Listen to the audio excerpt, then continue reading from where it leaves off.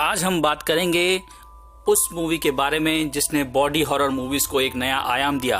इस फिल्म को एक बार देखने के बाद बहुत से लोग इसको दोबारा देखने में हिचकिचाते हैं, इसकी कहानी और इसको फिल्माए गए तरीके की वजह से। आज ये फिल्म एक कल्ट क्लासिक बन चुकी है। मैं बात कर रहा हूँ 1977 में आई फिल्म इरेजरहेड की। इसे मेरे और बहुतों के फेवरेट डायरेक्टर्स में से एक डेविड लिंच ने डायरेक्ट किया है। ये उनकी पहली फिल्म थी और हम सभी जानते हैं कि डेविड लिंच की फिल्म देखने का एक्सपीरियंस कैसा होता है। वो हमारे दिमाग और हमारी सोच को चैलेंज करते हैं। ये फिल्म भी कुछ इसी तरह की थी। इसमें मेन लीड निभाया है जैक नैंस ने, शार्लेट स्टुअर्ट ने, जैक फिस्क ने और जूडिथ एना रॉबर्ट्स ने। ये बाकी लिंच की फिल्मों की तरह ही है। इसके कॉन्सेप्ट और कहानी की गहराई को समझना बहुत मुश्किल है, पर चलिए हम थोड़ी कोशिश करते हैं ऐसे पहलुओं को सामने लाने की जिससे आपका ये मूवी देखने का एक्सपीरियंस थोड़ा बेहतर हो सके। और अगर आप डेविड लिंच की मलहोलैंड ड्राइव के बारे में जानना चाहते हैं तो उसके ऊपर भी मैंने एक वीडियो बनाया हुआ है। अगर आप वो देखना चाहें तो उसका लिंक डिस्क्रिप्शन में मौजूद है। तो चलिए वीडियो शुरू करते हैं। हेलो दोस्तों, मेरा नाम है अमन और आप देख रहे हैं सिनेमैटिक ज्ञान। Let's get started.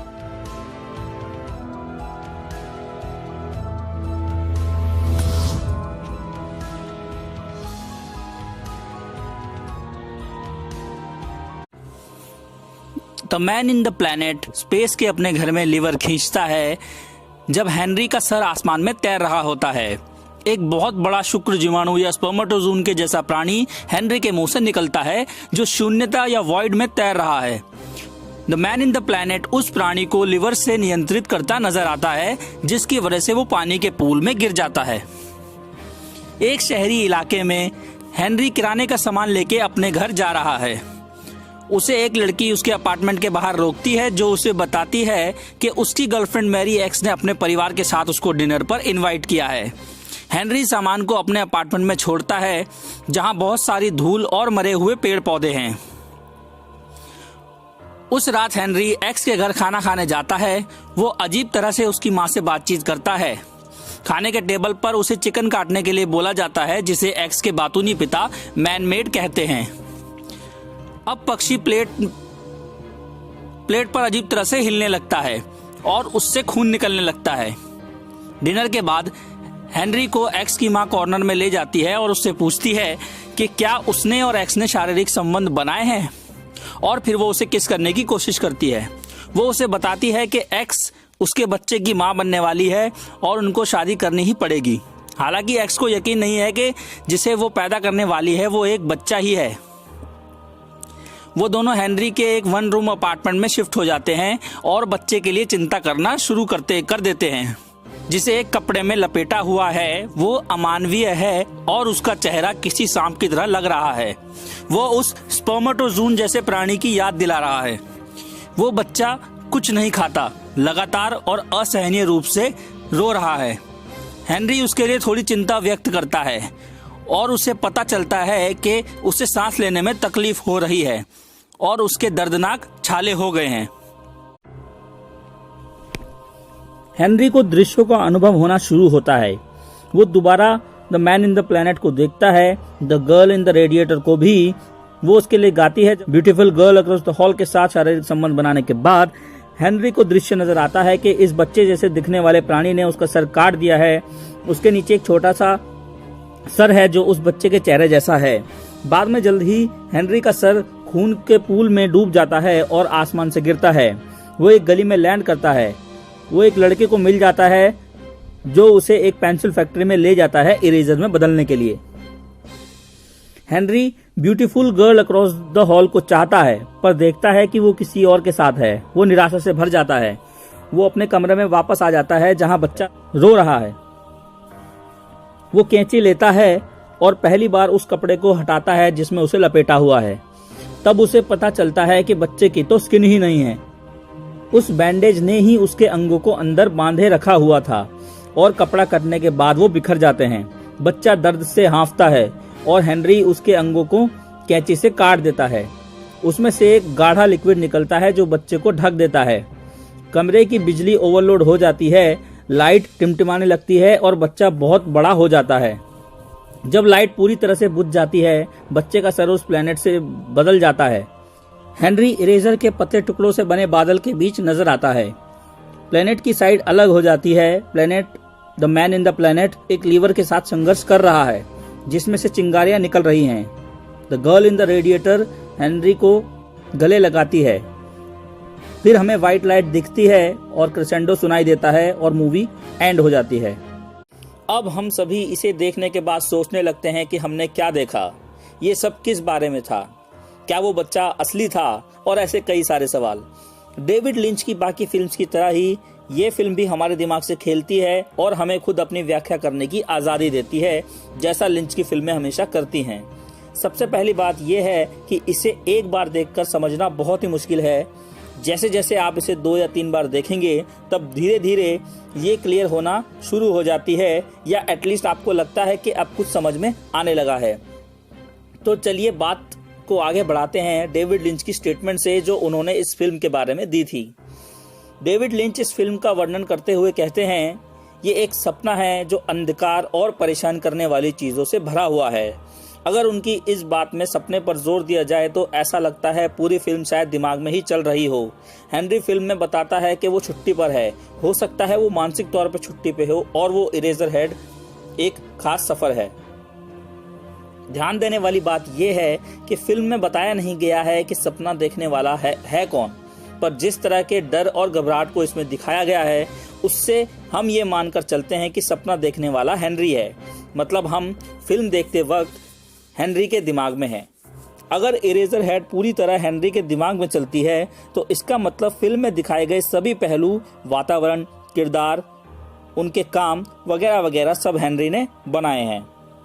ये इस बात को स्पष्ट कर देगा कि क्यों इरेजर हेड में किरदार अक्सर इंसानों की तरह या वास्तविक तरीके से क्रिया या प्रतिक्रिया नहीं देते।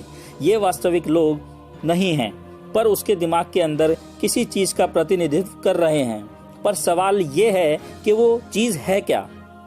अगर हम इरेजर हेड में दिमाग के अंदर चल रही कहानी को देख रहे हैं तो इससे कहानी के गहरे होने की संभावना बढ़ जाती है। तो इसका मतलब फिल्म के 2 स्तर पर मतलब निकाले जा सकते हैं। पहला ये कि ये एक ऐसी कहानी है जो माँ बाप बनने की घबराहट को दर्शाती है, विचित्र घटनाओं और अजीब किरदारों के साथ। दूसरा, ये एक गुप्त कहानी है, या यूं कहें कि ये बहुत गहरे मतलब वाली कहानी है जो तब तक रहस्यमय बनी रहेगी जब तक हम इसके सभी सुरागों और इसमें दी गई छोटी कड़ियों को जोड़ नहीं लेते, जो कि एक बहुत ही मुश्किल काम है। इस फिल्म में एक कोड है जिससे हमें थोड़े संकेत मिलते हैं और वो है हेनरी की खिड़की। चलिए इसके बारे में थोड़ी बात करते हैं। पूरी फिल्म में बार बार हमें हेनरी के अपार्टमेंट की खिड़की के शॉट्स इस तरह से दिखाए जाते हैं जैसे वो हमें कुछ बुरा होने के संकेत दे रहे हों। ऐसा लगता है कि कागज पर बनी ईंटों की तस्वीर को खिड़की के बाहर वाले शीशे पर लगाया हुआ है। तीसरे एक्ट की शुरुआत में वो ईंटें कहीं गायब हो जाती हैं और हेनरी आखिरकार खिड़की से बाहर देखता है। वो बाहर एक हिंसक हमला देखता है। अगर मूवी हेनरी के दिमाग में चल रही है तो ईंटें किसी चीज को रोकने के लिए लगाई गई हैं। जब उन्हें हटाया जाता है तब हम देखते हैं उनके पीछे क्या छुपा था। तो जब हेनरी उस बच्चे को मारता है तो वो असल में क्या मार रहा है? क्या वो बच्चा किसी और चीज को रिप्रेजेंट कर रहा है? हेनरी जब उस बच्चे को मारता है तो शायद वो दिमाग में बैठे अपने डर को मार रहा है। डेविड लिंच ने बार बार कहा है कि इरेजर हेड एक फिलाडेल्फिया की कहानी है और फिलाडेल्फिया उनके लिए डर वाली जगह है। इसलिए शायद बच्चा उस गली के हिंसक हमले के बाद बनाया गया था। बच्चे के माँ बाप वो हिंसक हादसा हैं और हेनरी की उन पर प्रतिक्रिया है। पूरी फिल्म में हेनरी अपने डर के असली स्रोत को दबाकर रखता है। बच्चे को मारने के बाद उसके अंगों से एक अजीब सा सफेद पदार्थ निकलने लगता है और उसके शरीर को ढकने लगता है। उसका सर उससे बचने की कोशिश करता है। वो चीज the girl in the radiator के गालों पर लगी चीज से काफी मिलती जुलती है। वो लेडी हेनरी के लिए चैन का स्रोत है। वो मुस्कुराती है और इसका मतलब वो उस डर को खत्म कर देती है जैसा कि हेनरी करना चाहता है। उसकी शक्ति और वो सफेद पदार्थ उसकी मुस्कुराहट से उत्पन्न होता है। ये खुशी का स्रोत है। जब एंड में हेनरी एक बार डर का सामना कर लेता है, वो देखता है कि ये असल में है क्या, एक अंधकार से भरा ग्रह। ये अलग होना शुरू होता है और the man in the planet भी अंततः उस पदार्थ से ढक जाता है जो लेडी इन द रेडिएटर के गालों पर था। फिर हेनरी असल में खुशी को गले लगाता है। इसलिए फिल्म असल डर का सामना करके उसे नष्ट करने और उसके बाद खुशी को गले लगाने के बारे में है। हालांकि इसे सिखाने का तरीका बड़ा ही अनोखा था। ये एक प्रभावशाली और प्रेरणा देने वाला संदेश है हर उस व्यक्ति के लिए जो हेनरी की तरह डर में जी रहा है, और वो भी उसकी तरह ही इससे मुक्ति पा सकते हैं। इसके बारे में बहुत सी थ्योरी सामने आ चुकी हैं और आती रहती हैं। हम बात करेंगे ऐसी दो थ्योरीज के बारे में जिनमें कहीं ना कहीं सच्चाई छिपी है। तो आइए जानते हैं कितनी। पहली व्याख्या ये है कि ये कहानी एक ऐसा सपना है जिसमें कोई तर्क या लॉजिक नहीं है। इसके मुताबिक इरेजर हेड एक डरावना सपना है जिसमें सपने की ही तरह कोई अभिप्राय या सेंस नहीं है। इसका मतलब वही है जो दर्शक देखता है, यानी इसका मतलब कुछ भी हो सकता है। ये एक कोरे कागज की तरह है और हर व्याख्या अपनी जगह पर ठीक है। अब इस व्याख्या में कुछ चीजें तो सही हैं।